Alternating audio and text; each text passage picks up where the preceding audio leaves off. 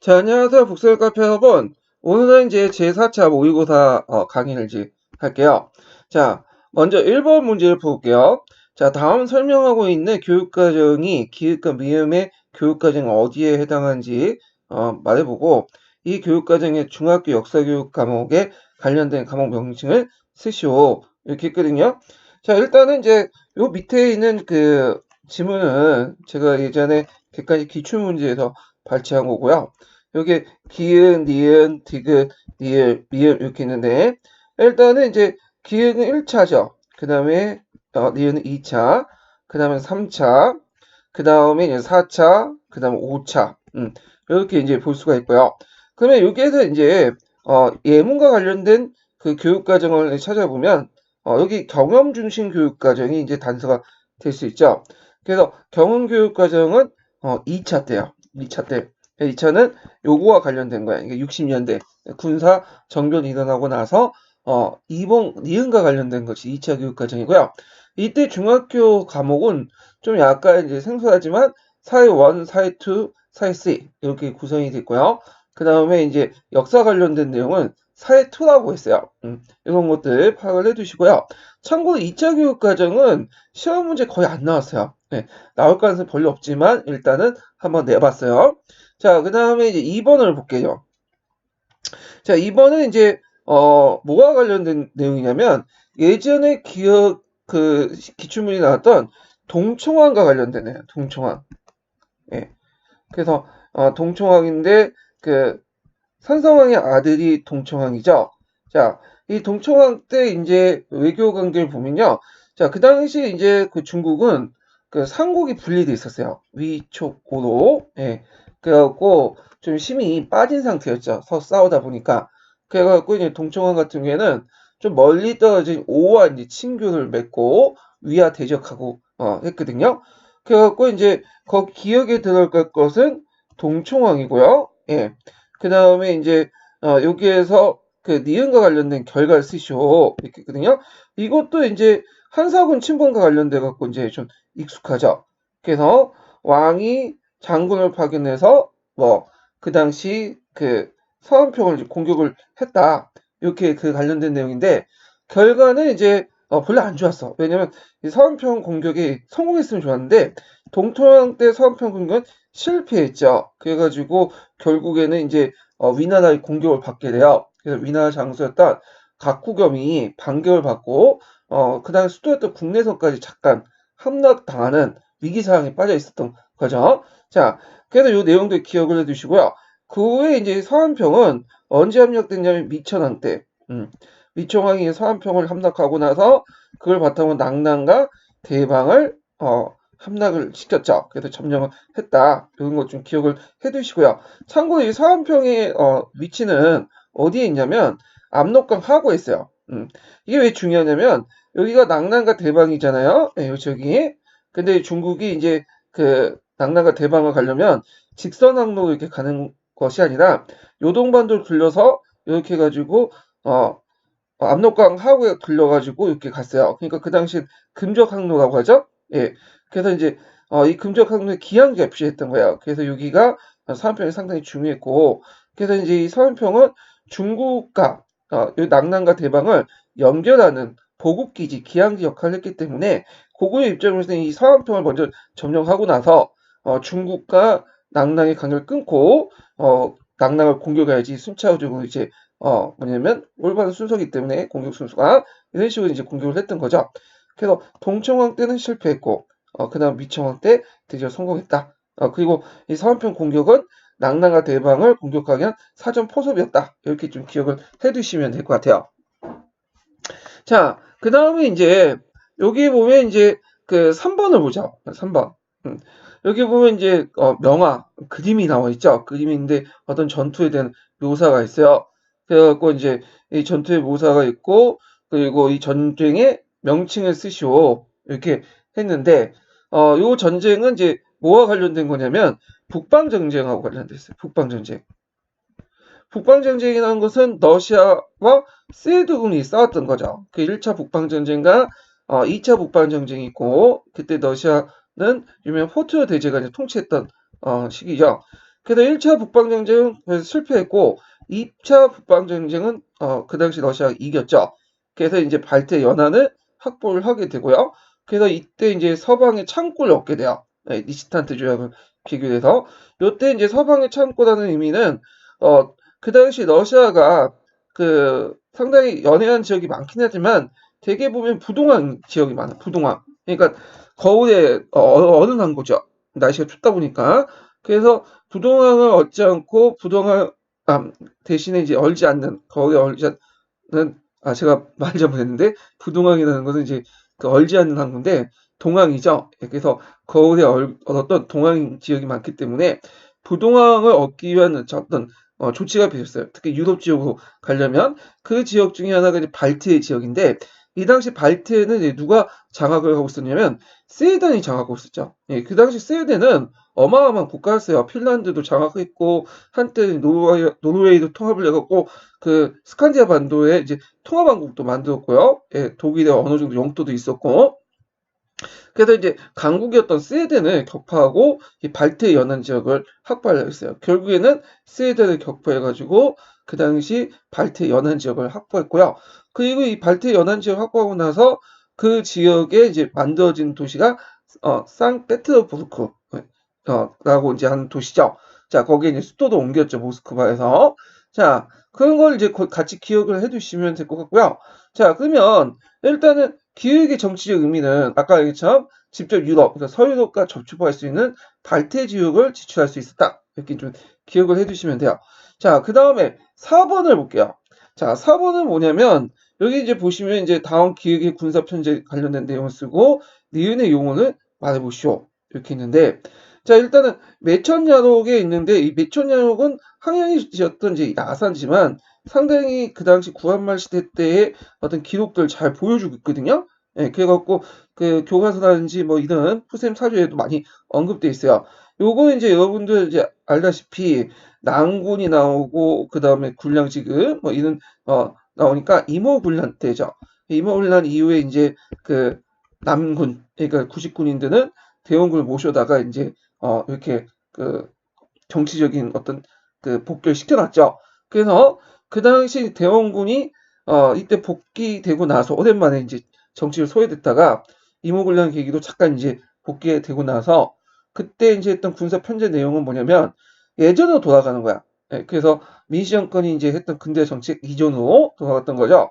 그래갖고 이제 그 중에 하나가 군사적 조치를 쓰니까 이영을 폐지하고 그 다음에 예전에 오군영을 복귀한다. 이렇게 보시면 되죠.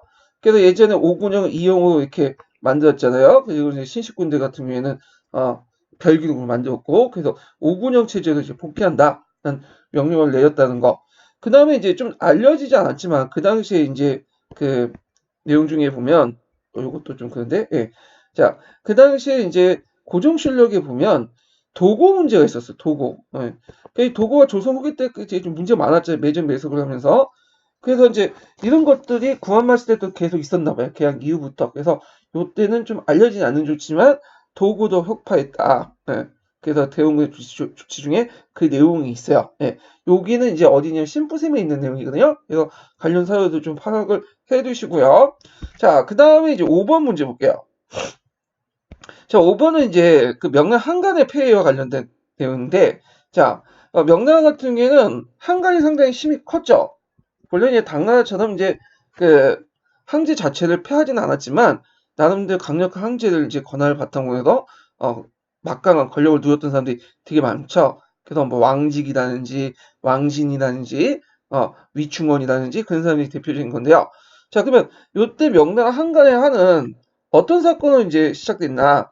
원래 이제 홍무지 같은 경우에는 한간들 별로 안 좋아했어요. 그래서 한간들을 거의 천하를 시키고 글도 안 가르치고 그랬거든요.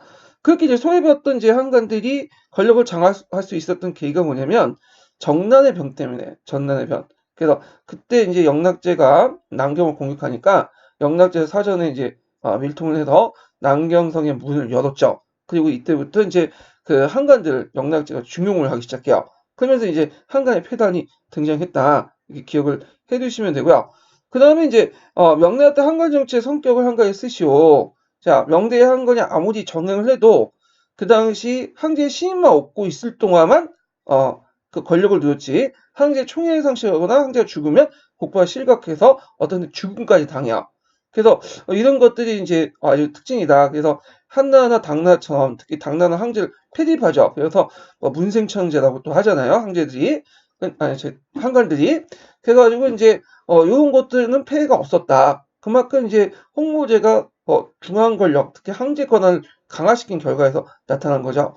그 다음에 이제 이래 또 특징은 활동 무대가 중앙만 아니라 전국 각지의 군사 감독 활동을 전개하여 가dom주고 장악했다. 그래서 이제 한관들이 이제 황제가 한관들을 이제 지방군을 감시 통제하기 위해서 이렇게 보냈던 거죠. 근데 주의할 것은 감독 활동이 있다고 해도 그들이 지휘권을 갖고 있지 않았어요. 예, 그래서 당나라 같은 경우에는 황제가 그 한관한테 패할 수 있었던 건 뭐냐면, 그 당시 이제 신체권, 중앙군의 그 지휘권, 감독권을 누가 갖고 있었냐면 한관들이 갖고 있었죠. 그러다 보니까 한관들이 군사권 시조 갖고 있기 때문에 황제조차도 패할 수 있었지만, 그 당시에 그 한관들은 감독 권한만 있을 뿐이지 지휘 통제 권한은 없어요. 예, 그래서 이렇게 이제 이런 것들이 좀 뭐냐면 한간의 권한, 한간이 황제를 패할 수 없는 그런 구조였다. 이렇게 좀 기억을 해두시면 되고요.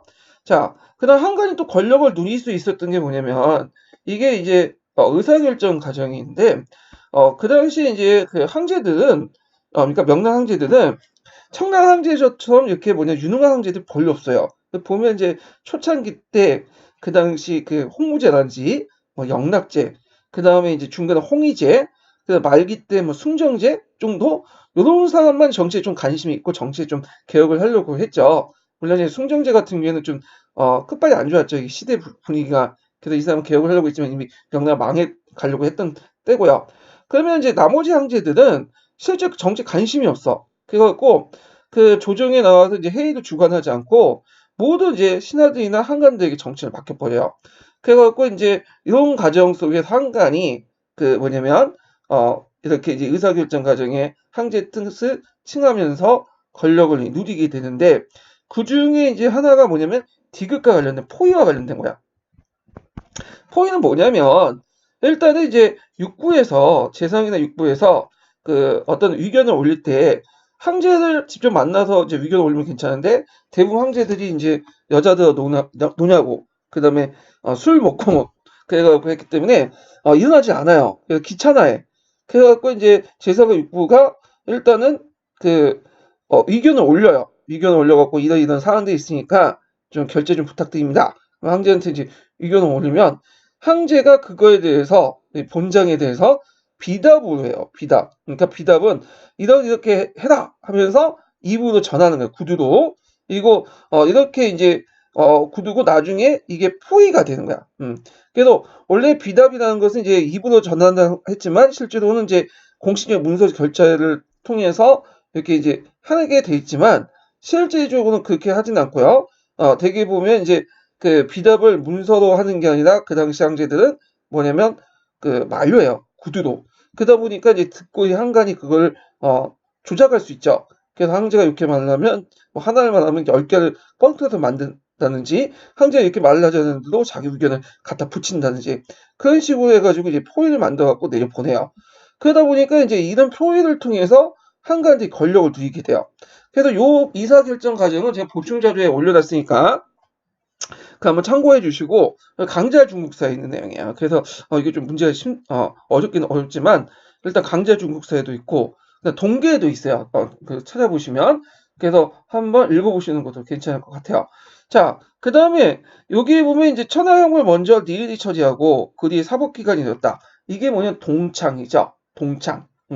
그래갖고 영락제 때 감시기구를 만들었는데 한관들로 구성되어 있었죠. 이게 동창이야. 끝발이 있는 기구야. 네, 그런 것들 좀 기억을 해두시면 되고요. 자, 그 다음에 6번을 볼게요. 6번은 이제 뭐와 관련된 내용이냐면, 그 당시 이제 그 공상주의와 관련된 거예요. 그래서 마르크스가 이제 자신의 공상주의를 과학적 공상주의라고 하고, 초창기 때 이제 그 공상주의를 유토피아적 공상주의, 이런 식으로 이제 얘기를 했죠. 그래서 마르크스의 공상주의는 이제 주로 계급 투쟁론, 혁명론 이렇게 있고, 그 다음에 나같이 오온 같은 그런 공상적 공상주의, 예. 그러니까 유토피아적 공산주의, 초기 공산주의들은 이제 뭐라고 얘기를 했냐면, 설득과 이제 계몽을 통해서 뭔가 자기 이상사회를 꿈꾸려고 했던 거죠. 자, 그래서 이제 그 한번 문제 풀어보면, 가는 이제 마르크스와 관련된 거야. 마르크스. 자, 마르크스가 여기 쓴 건데, 이제 모든 역사는 요게 뭐냐? 계급 투쟁의 역사다. 유명하죠? 예, 계급 투쟁의 역사이다. 계급 투쟁의 역사. 이렇게 써야 되겠네요. 예, 역사. 여기 같이 이제 붙여주시면 될 것 같고, 물론 계급 투쟁만 써도 돼요. 예. 자, 그 다음에, 여기 있고, 망국의 프로레타리아 단결해라. 우린 잃을 것이 없다. 망국의 프로레타리아 단결해라. 자, 이게 이제 했던 것이 그 유명한 무슨 선언이냐면, 공산당 선언이죠. 이게 03년 공사 기출문제 언급됐던 부분인데, 제가 한번 시험 문제 냈던 거고요. 자, 그 다음에 이제 오원이라는 사람인데, 오원은 이제 시험 문제는 안 나왔지만, 이 초기 사회주의자로서 상당히 유명한 사람이에요. 영국 사람이죠. 이 사람이 이제 여러 공동체, 이상적 공동체를 만들고 했는데, 그 중에 이제 이 사람이 만든 공동체 중에 미국에서 건설한 공동체가 유명해요. 이게 이제 뭐냐면 뉴 하모니라는 공동체죠. 그래서 이제 그 뉴 하모니 통해서 이렇게 이제 하려고 했다. 자, 그러면 이제 나와 같은 사회주의를 불렸던 명칭과 그 특징을 서술하시오. 누가? 가가, 마르크스가 나와 같은 사회주의를 불렸던 명칭, 자신의 과학적 사회주의라고 했는데 얘는 공상적 사회주의 이렇게 이제 얘기를 했죠. 유토피아적 사회주의. 네. 그래갖고 이제 공상적 사회주의, 새로운 사회주의를 건설함에 있어 폭력이나 혁명이 아니라 이상적인 공동체를 제시하고 설득을 통해서 그 목적을 달성하려고 했다. 계급 투쟁이 아니죠. 예. 자, 그래서 이제 요 파악을 해두시고 지금 7번 문제 볼게요. 7번 문제는 극화 수업이죠. 네, 극화 수업. 역할극이라고 또 하죠. 시험 문제 많이 나오는 부분인데 파란 책하고 그 녹색 책에 있는 내용은 항상 이제 다 파악을 해주세요. 이게 상당히 중요하니까.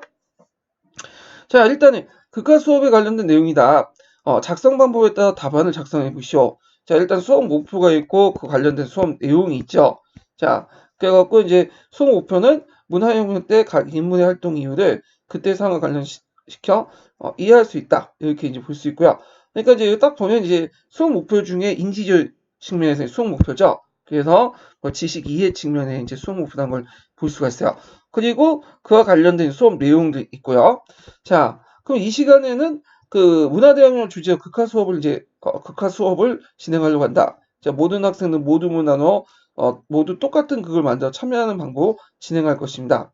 자, 선생님이 말하는 그 방식대로 진행하면 연극 내용이 비슷해 수업이 지루할 것 같습니다. 그렇죠. 그래서 이제 여기는 이제 모둠을 나눈 방식인데 이거 녹색 책에 세 가지 방법이 있죠. 세 가지 유형이. 예. 그래서 이제 첫 번째 유형은 뛰어난 학생들이 연기자들 선발 갖고 했던 유형이고 두 번째는 모든 비를 나눠서 이제 뭐냐면 참여하는 방식이고요. 세 번째는 이제 뭐냐면 어떤 주제를 가지고 각각의 작은 또 주제를 맡아서 옥리버식 형태로 구성되는 거죠. 근데 두 번째 유형은 똑같은 것들 이제 뭐냐면 뭐 누구 입장, 예를 들어 갖고 홍위병 입장, 뭐 덩샤오핑 입장, 등소평 입장, 아니 등소평이죠, 덩샤오핑이, 예, 모태동 입장 등등 이렇게 나눠서 하면 똑같은 것들 이제 계속 하잖아요. 그러면 지루할 가능성이 있어요. 이게 좀 약간 문제점이 있죠.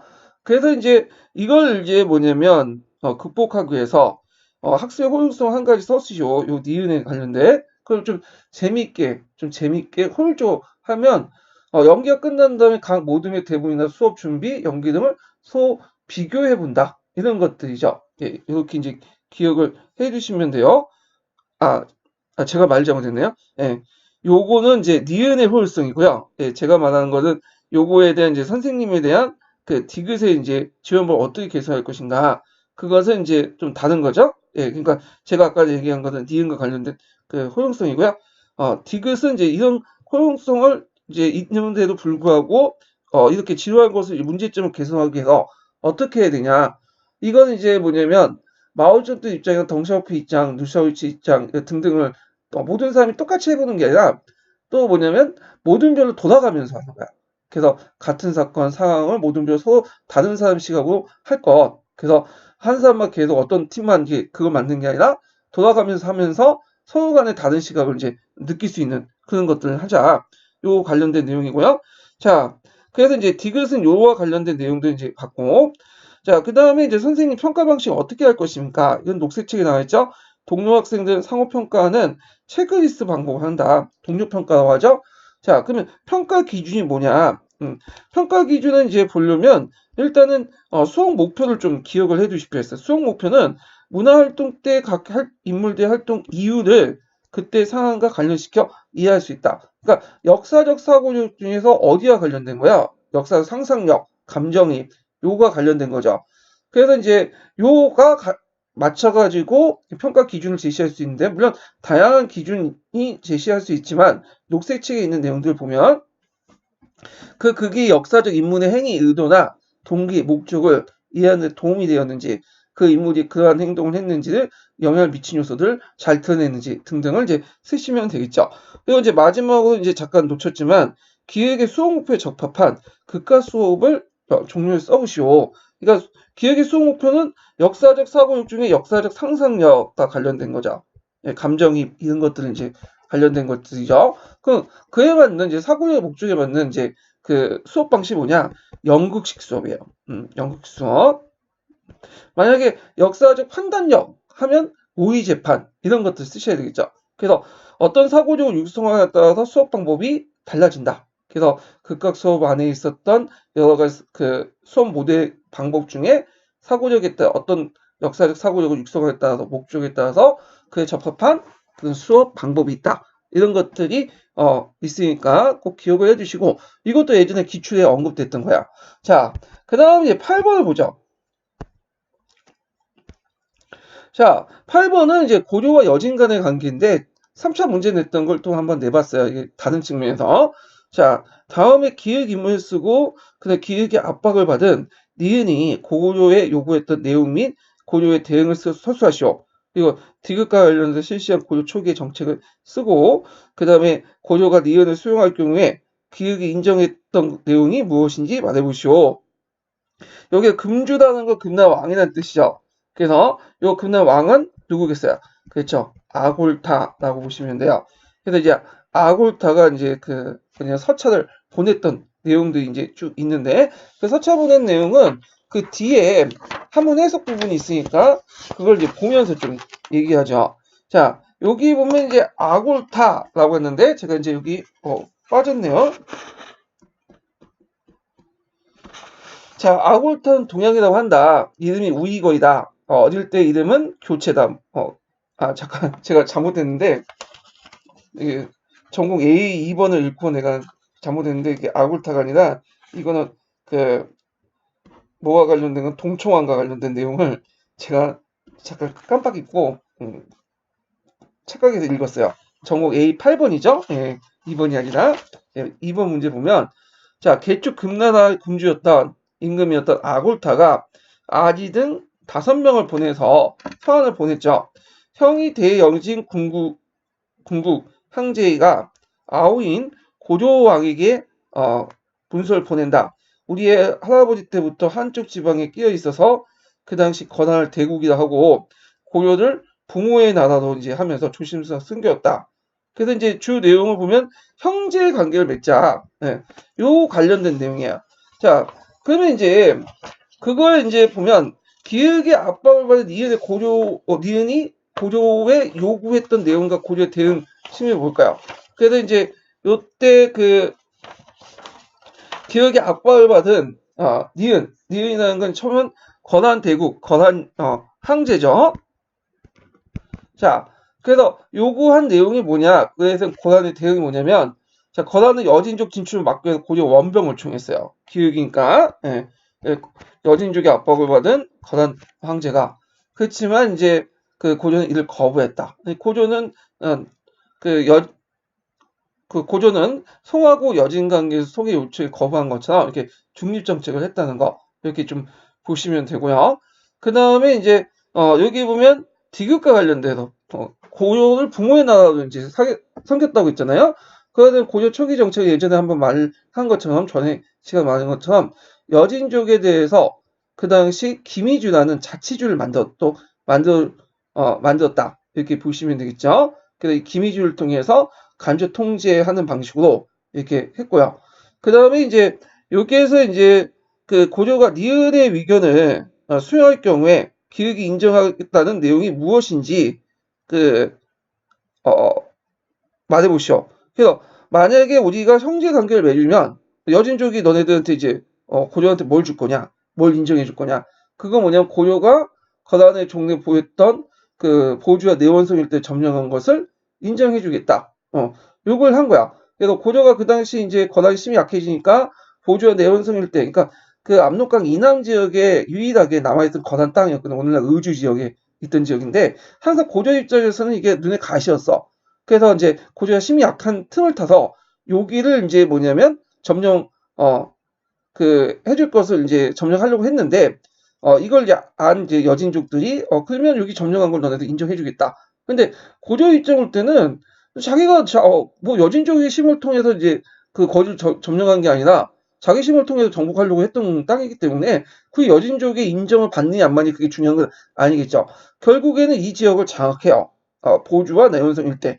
그것도 군사적인 어떤 정보를 통해서보다는 그냥 군대를 파견하니까 권한에 있는 거기 있는 성주가 알아서 그냥 우리가 힘이 딸리는 거 알고 물러나. 물러나서 자연스럽게 무혈 입성을 하게 된 거죠. 자, 결과적으로 형제의 맹위에 대해서 고조의 반응은 뭘까요? 거부였죠. 오늘 너네도 형제 관계를 맺기 싫다. 그래서 했지만 나중에는 이제 그 금나라가 더 성장을 해가지고 그 당시 그 북송을 이제 멸망을 시키죠. 그래서 하북 전체를 장악을 하고 다시 이제 더 한 단계 업그레이드 요구를 하죠. 우리 4대 관계를 맺자. 그러니까 이제 그 당시 실권자였던 그 이자겸이나 이런 사람들이 이제 안 들어주면 이제 그 예전에 강조처럼 당할 수 있겠다. 그래갖고 그냥 받아들인 거죠. 4대 관계를. 예. 자, 그러면 이제 한번 또 보면 9번 문제 볼게요. 다음은 독일 중세사 관련된 자료다. 작성 방법에 따라 답안을 작성하시오. 요거는 이제 좀 여러분들 생소하겠지만, 고려에 관련된, 고려산다, 독일 중세사 관련된, 독일 중세사. 독일 중세사는 시험 문제 별로 안 나오지만 거의 금인치서 정도만 기억을 하시겠지만, 제가 한번 냈어요. 어떻게 나올지 모르니까. 그래서 이제 자료 A는 오토대제가 기획 인물은 오토제제요. 그래서 오토제제가 누굴 격파했죠? 유명한 마자르족을 격파했죠. 예.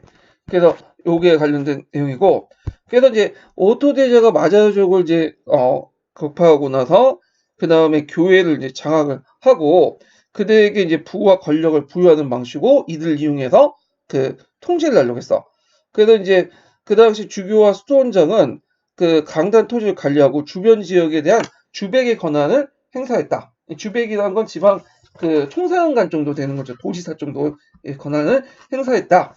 이렇게 좀 기억을 해주시면 되고, 자, 그 다음에 이제 여기 보면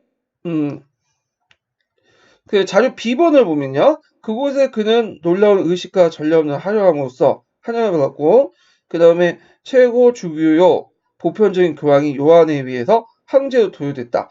자, 여기 그는 이제 아까쯤에 좀 오토대제죠. 오토대제고 황제로 도유됐다는 건 이제 신성로마 제국이야. 신성로마 제국. 그래서 이제 유럽에서는 이제 중세 같은 경우는 왕이나 황제가 될 경우에는 도유식을 내요. 그래갖고 이제 교황으로부터 기름을 부여받죠. 그런 식으로 해갖고 자신의 어떤 정당성을 만연하죠. 자, 이런 내용인데, 자, 그러면 이제 여기에서 이제 문제를 풀어볼 게 뭐냐면 이제 기획과 니은의 명칭을 썼고요. 디귿 관련된 내용 한 줄이내 쓰면, 자, 이렇게 아까 제가 얘기한 것처럼 강대 토지를 관리하고 주변 지역을 통제하는 그런 권한을 줬고요. 그 다음에 니은의 의미, 신성노마 황제국을 줬다는 것은 어떤 의미일까요? 세계 국가인 노마 제국을 계승한다. 그래서 황제권은 왕권을 넘어서 보편적 권력을 가지고 있죠. 우리는 이제 실권은 없지만 상징적으로 세속 권력의 최고 우위를 차지하게 되죠. 그래서 그 당시 그 영적인 권력은 교황이 가지고 있고 세속적인 권력의 상징적 존재로서 그 권한은 신성 노마 제국이 갖고 있죠. 그 신성 노마 제국은 여러 가문들이 이제 왔다 갔다 해가지고 교대도 하고 그래서 나중에 프랑스가 이제 나폴레옹이 이제 신성 노마 제국을 폐하게 되죠. 자, 그 다음에 이제 10번 문제 볼게요. 10번 문제는 이제 뭐와 관련된 거냐면 수업 내용 조직이에요. 수업 내용 조직. 그래서 수업 내용 조직은 예전에 10년도 기출문제에 나왔던 건데 제가 한번 또 언급해갖고 이제 냈어요. 그래서 여기에도 좀 오타가 있는데 조선시대 문화 사료를 읽고 문화재 사진을 보고 고려 문화의 특성을 알았는데 조선하고 고려를 했는데 이분이 어떤 분이 풀다가 이게 좀 약간 이상해서 지적을 하신 것 같아요. 이거 조선 문화예요. 예, 제가 수정판에는 올려놨어요. 예.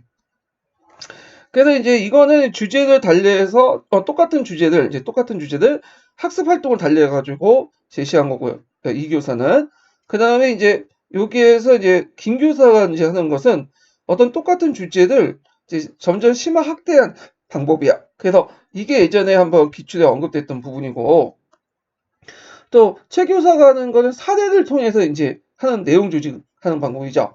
자, 그래서 이렇게 세 가지 유형이 있는데 그러면 이제 한번 문제 풀어보면 기획과 디귿이 계획하고 있는 수업의 계열화 방법의 특징을 각각 쓰시오. 그러니까 기획은 이제 이 교사, 그 다음에 디귿은 김 교사 이렇게 있는데 기획의 계열화 특징은 일단 이제 아까 했지만 똑같은 단원이나 주제를 정해서 내 학습 활동을 달리하는 거죠. 그래서 여기 이제 보시면 알겠지만 점점 1단계에서 2단계, 3단계, 4단계 학습 활동이 점점 저차원에서 고차원으로 올라가잖아요. 저학년에서 고학년. 그러니까 똑같은 조선시대 문화를 하더라도 처음에는 개념, 성격, 의 이렇게 이제 단순한 지식 이해 측면만 보고 그 다음에 이제 간단히 지도를 그려보고요. 그 다음에 이제 니은은 이제 문제지만 그 조선시대의 어떤 그 글 써보고 조선문의 성격을 이해해보고 그 다음에 또 좀 한 차원 더 이제 4단계 들어가면 종합적으로 해석을 해보는 거죠. 조선시대 문화에 대한 쓴글 읽고 조선문의 성격을 얘기한다. 그래서 제가 말 잘못했는데 이 니은이 그렇고 디귿에 이제 넘어가서 그 다음 단계 넘어가서 조선시대 문화에 대한 사료를 읽거나 문화재 사진을 보고 조선 문화의 특성을 해석한다.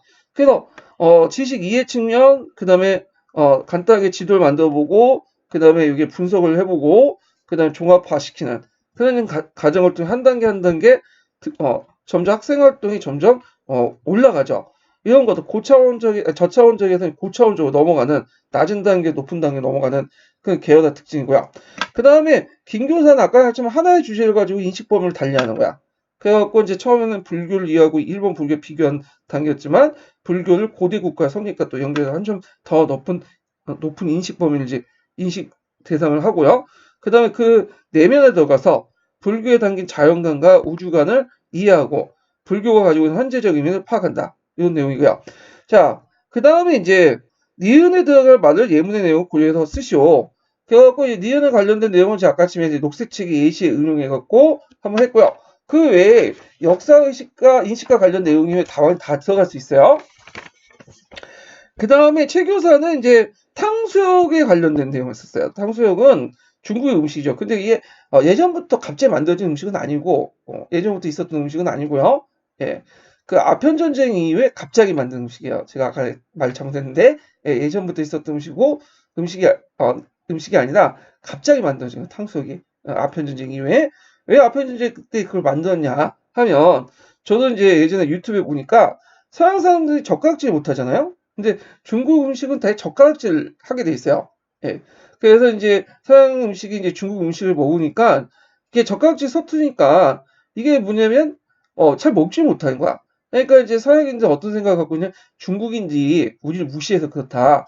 그러니까 이제 짜증을 내니까 중국인들이 이제 서양인들 이제 그 불만을 듣고는 서양인이 먹기 좋게 음식 하나 만들자 해가지고 만든 게 탕수육이야. 그래서 돼지고기를 뭐냐면 크게 써둔 다음에 거기에 이제 기름을 볶아서 밀가루와 함께 제시해서 서양인들 젓가락이 못하도 그 젓가락질 못해도 이제 크게 잡을 수 있도록 이렇게 나무캔도 잡을 수 있도록 이렇게 만들었던 것이 탕수육이죠. 자, 그러면 이 탕수육을 통해서 뭘 이끌어내는 거냐? 지금 아편 전쟁을 이끄는 거죠. 왜냐하면 이 탕수육 자체가 아편 전쟁 이후에 일종의 중국이 이제 서양의 굴욕적인 어떤 그 음식으로서 이제 제시한 거잖아. 예, 뭐 고려 배려라고 하지만 실제 중국인들이 힘이 약하니까 서양들 눈치를 보면서 제시했던 거죠. 그래서 이걸 통해서 이제 뭐냐면 아편제 배경, 가정 그런 것들을 끌어내는 거야. 예. 자, 그래서 사례를 통해서 어떤 학습 내용 이런 것들을 조직하는 방법인데 이런 핵심 사례를 통해서 학습의 효율성이 뭐냐? 자, 이런 긍정적인 이제 측면을 하나가 쓰자면, 자, 수업의 핵심 내용을 이끌어주며, 핵심자가 빠졌네요. 내용 조직자가 됨으로써 단편적인 역사적 사실을 하나의 개념이나 주제에 엮어주는 역할을 한다. 사례가 선행학습자에 기능하여 학습 내용의 유의미성을 더 높여주고요. 사례를 중심으로 관련 지식이나 개념이 유기적으로 연결됨으로써 학습의 효율성과 지식의 실용도를 높일 수 있다. 이렇게 이제 쓰시면 되겠죠.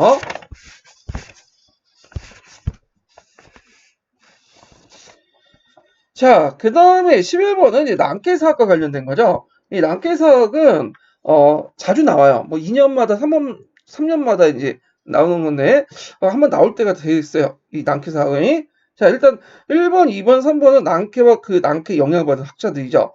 그래서 역사는 팩트에 입각해서 사실에 근거를 써야 되지 어떤 자신의 소신에 입각해 써서는 안 된다. 자, 낭깨주의 거죠. 객관적인 어떤 역사 분석을 하기 위해서는 사료 분석이 필요하다. 이런 입장이고요. 자, 그러면 이제 이교사, 박교사 내용을 보면요. 1번에서 3번까지 낭캐와 낭캐 영향을 받은 사학자들의 발언이다. 자, 낭캐는 근대 사학을 수입하는 데 기여했지만 역사교육에 미친 부정적 영향을 또 큽니다. 자, 그래서 이제 그 역사교육의 부정적 영향은 뭘까요? 이거 파란 책 있죠? 보면 역사적 의미를 부여하기보다는 사건 그 자체를 기억하는 데 치중함으로써 역사를 암기 과목이라고 이제 인식시킬 수 있고, 그 랑케 같은 경우에는 사료를 이제 공적 문헌 사료만 해요. 그러다 보니까 이제 좀 제약이 있죠. 다양한 사료를 이제 보지 못하고, 그리고 이제 주로 공적 문헌 사료 같은 경우에는 정치사 중심이죠. 있는 그 지배층의 역사들만 다르잖아요. 그래서 정치사 중심의 역사 소수는 지배층 중심의 역사 학습을 가져오게 되는 이런 문제점이 있고, 그럼으로써 상대적으로 인간 삶의 모습을 배우는 게 어렵게 한다. 상대적으로 인간의 다양한 삶의 모습을 배우는 것을 어렵게 한다. 다양한 좀 집어넣어 주시고요. 자, 그래서 이제 이렇게 있고요. 그러면 일본을 시행하기 위해서 이제 랑케가 역사고 요구했던 것을 이은 내용을 그 당시 2번과 3번을 반환을 고려해서 쓰시오. 그래서 나는 단지 실제 있었던 일을 그대로 보여주기만 할 뿐이지 내 어떤 가치나 어떤 의견을 반영하지 않는다. 그러니까 자아소고 나오죠. 그러면 여기에서 이제 니을에서 이제 요구한 거 뭐냐? 역사가든 역사 연구의 수사학적 정토에 따르기보다는 과거 형상에 설명하기 위한 구조와 이론을 상정하였다. 그래서 이제 여기에서 리얼 내용을 2번과 3번의 내용을 관련돼 갖고 이제 그 쓰면 어떻게 돼요? 이거는 역사가들이 사실과 가치 그리고 역사 허구를 구분하는 근거로 사회 고증을 되게 있죠. 그래서 엄격한 사회 비판이 역사 연구의 기본 방법이다. 그래서 이걸 바탕으로 그 뒤에 랑케를 비판했던 이제 신사학 계열도 이 랑케의 어떤 사회 비판사 그는 받아들여요. 그 이걸 바탕으로 해서 그 뭐냐면 상당히 이제 그 사회 비판을 바탕으로 그 구조와 이론 이런 것들을 이제 얘기를 하는 거죠. 자, 그 다음에 문제 또 풀어보면 기획은 뽑았고 랑케가 니은의 비판 내용을 말해보고 디귿 입장에 니은의 비판을 쓰시오. 자, 일단은 신사학계는 아까처럼 랑케를 비판해요. 근데 물론 랑케의 이제 사회 비판 분석 방법은 받아들이지만 또 랑케의 이제 다른 측면을 비판하는 거죠. 자, 그래서 이제 랑케 비판 내용이 파란 책에 있는데 그 당시 과학적 논리가 결여되고 개념과 이론이 예매하다. 개념이죠. 오터인데. 자, 그 다음 연구 방법과 기술이 원시과학에 머물러 있다. 그래서 우리는 이걸 바탕으로 사회 비판을 통해서 그 당시 그 설명과 뭐 구조, 이론 이런 것들을 이제 하려고 했던 거죠. 자, 그래서 이런 내용들을 좀 기억을 해두시면 되고요. 자, 그 다음에 이제 디귿의 입장에서 니을을 비판해 보시오. 포스트 모더니즘 입장에서 그 당시 니을 아까 얘기한 것처럼 그 니을 내용을 비판을 해보면 어떻게 비판을 해야 되겠어요? 언어의 의미는 일시적, 의의적, 임의적이고 유동적이기 때문에 테스트의 의미를 다양하게 해석할 수 있다. 사료 테스트로서 복합성, 모호성, 다의성, 주관성을 지닌다. 등등 이렇게 쓰시면 되죠. 그래서 보통 이제 포스트 모더니즘에서 랑케 이후의 세 가지 전제 조건 이렇게 해가지고 첫 번째, 두 번째, 세 번째 있잖아요. 두 번째 내용이 그 내용이야. 엄격한 사료 분석을 통해서 역사 사실 파악할 수 있다. 근데 이거에 대해서 이제 그 포스트 모더니즘은 텍스트 자체가 언어로 적혀 있기 때문에 그 언어 의미가 일시적이고 임의적이고 유동적이기 때문에 이걸 통해서 엄격한 사회 비판을 통해서 객관적 사실을 먼저 받아들일 수 없다. 이렇게 이제 주장을 했던 거고요. 자, 그래서 이 내용들 좀 기억을 해두시고, 자, 그 다음에 이제, 여기는 12번 문제 볼게요. 12번. 12번. 자, 다음 미군정에 설립된 기획과 니은의 기구 명칭을 각각 써보고, 기획과 니은의 기구를 설립했던 정치 의도를 쓰시오. 그 다음에, 그리고 디귿의 발언을 정치적 배경과 의도를 쓰시오. 이렇게 했는데, 자, 여기 보면 미 군정청이 이제 성립했던 그 기획과 니은에 이제 관련된 기구들을 쓰면 기획은 일종의 이제 입법기관이었던 남조선 가도 입법기구 위원이죠. 그래서 입법위원이에요. 예. 그다음 행정기구였던 남조선 그 당시 가도정부예요. 행정기관이죠. 자, 여기 남조선 가도입법위원과 남조선 가도정부는 언제 만났던 거예요? 제1차 미소 공동회 파열된 후, 그 당시 자우합작 운동을 미 군정이 지원을 해줬잖아요. 그때 이제 이렇게 남조선 가도입법위원과 그 다음에 남조선 가도정부 이런 것들 이제 만들어서 중간파들이 이제 여기에 들어가서 활동해서 친미 정권의 어떤 새로운 기반을 만들려고 만들었던 거죠. 근데 이제 여기에 대해서 이제 국자 세력들, 공산당 세력들은 별로 안 좋게 생각했죠. 조선공산당 입장부터는 박형의 입장부터는 이거는 이제 실제 하지가 장악을 했기 때문에 하지의 거부권을 해서 자지우지하기 때문에 실제로 이제 기능 못한다. 그래서 이걸 굉장히 반대했던 거고요. 하여튼 이게 중도 좌파, 중도 우파를 모아가지고 그 당시 그 당시 뭐냐면 남한의 중간파를 바탕으로 해서 가도 정부를 세우려고 했던 거다. 이렇게 좀 기억을 해두시면 될 것 같아요. 자, 그 다음에 나는 이제 뭐와 관련된 내용이냐면 그 유명한 정업 발언이죠. 예전 기출문제도 나왔는데, 예. 그리고 이 정업발언은 1차 미소 공동회 결렬된 후에 이제 이승만이 정업에 가서 얘기했던 건데, 여기서 주요 내용은 이제 뭐예요? 주요 내용은 남한만의 단독 뭐냐면 정부를 세우자 이렇게 이제 얘기를 했던 거죠. 그래서 이 디귿의 발언, 우리는 남방만이라도 임시정부 혹은 위원회 같은 조직을 해야 된다. 그래서 정업발언의 의도는 그 당시 미군정이 자화합작 추진과 중간파 육성의 정치에 반발해서 남한만의 어떤 단독 정부 수립을 주장하여 정치적 입지를 넓히려고 했다. 이렇게 쓰시면 되겠죠. 이것도 오타네요. 예. 자, 근데 이때 정업방을 할 때 이제 미군정은 이승만 별로 안 좋아했어요.